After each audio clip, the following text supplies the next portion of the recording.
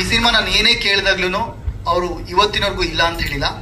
ನಾನೇ ಅವ್ರನ್ನ ಕಂಟ್ರೋಲ್ ಮಾಡಿದ್ದೀನಿ, ಬೇಡ ಸರ್ ಈ ಪ್ರಾಡಕ್ಟಿಗೆ ಇಷ್ಟು ಖರ್ಚು ಮಾಡಬಾರ್ದು ಅಂತ.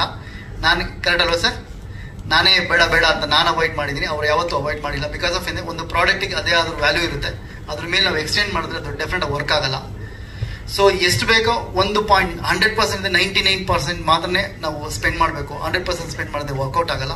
ಜಾಸ್ತಿ ಪಬ್ಲಿಸಿಟಿನೂ ಮಾಡಿದ್ರು ಡೇಂಜರಸ್. ಹಾಗಾಗಿ ನನಗೆ ಪ್ರೊಡ್ಯೂಸರ್ ಈ ಸಿನಿಮಾದಲ್ಲಿ ಫಸ್ಟು ತುಂಬ ಆಲ್ಮೋಸ್ಟ್ ಈ ಸಿನಿಮಾ ಆಗೋದಕ್ಕಿಂತ ಮುಂಚೆ ನಾನೊಂದು 280-290 ಪ್ರೊಡ್ಯೂಸರ್ನ ಮೀಟ್ ಮಾಡಿರ್ತೀನಿ ಈ ಸಿನಿಮಾಗೆ ಬಿಫೋರು. ಅಷ್ಟು ಡಾಟಾ ನನ್ನ ಹತ್ರ ಮೊಬೈಲಲ್ಲಿದೆ. ಬಟ್ ಎಲ್ಲೂ ಕನೆಕ್ಟ್ ಆಗ್ತಿರ್ಲಿಲ್ಲ ನನಗೆ, ಯಾವುದಾದ್ರು ವಿಷಯಕ್ಕೆ ಏನೇನೋ ಡ್ರಾಪ್ ಆಗೋದು. ನನಗೆ ಮತ್ತೆ ಇವ್ರಿಗೆ ಸಿನಿಮಾ ಮಾಡಿದ್ಮೇಲೆ ನನಗೆ ಮತ್ತೆ ಸಿನಿಮಾ ಮಾಡಬಾರ್ದು ಅಂತ ಅನಿಸಿದೆ, ಬಿಕಾಸ್ ಆಫ್ ಅವ್ರು ಕೊಟ್ಟಿರೋ ಪ್ರೀತಿ ಆ್ಯಂಡ್ ಲವ್.